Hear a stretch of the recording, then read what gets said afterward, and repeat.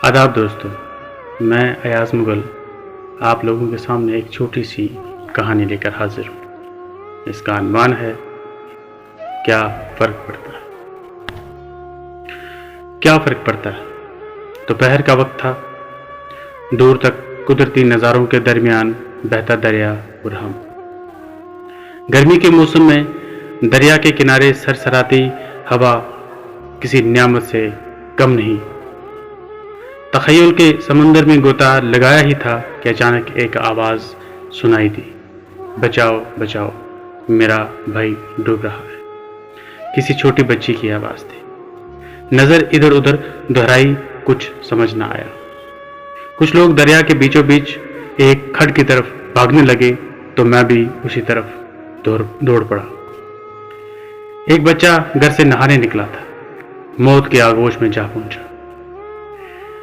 किसका बच्चा था ये मालूम ना हो सका। शोर गुल में एक आवाज मेरे कानों तक पहुंची, ये तो कत्ल है। मैं चौंक उठा। मजीद दरियाफत करने पर मालूम हुआ कि जेसीबी मशीन्स ने दरिया से रेत और कंकरा निकालने के लिए गहरे खड्डे खोद रखे हैं, शायद गैर कानूनी। अब तो ये मामूल बन गया है, किसी को कोई फर्क नहीं पड़ता।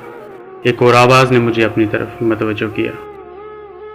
मैंने पूछा, भाई तो कौन लोग हैं वो?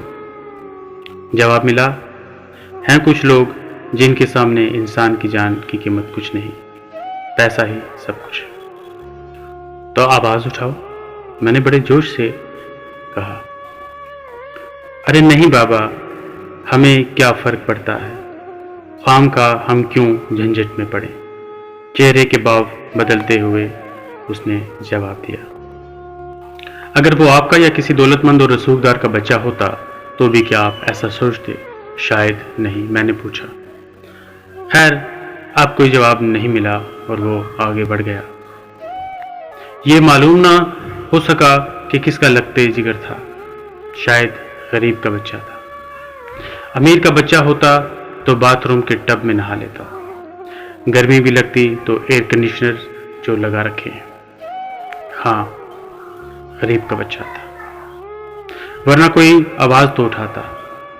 आखिर किसी बच्चे की जान गई है, एक माँ की कोख उजड़ गई, एक बाप ने अपना लगते जिगर खोया, बहनों ने अपना भाई खोया।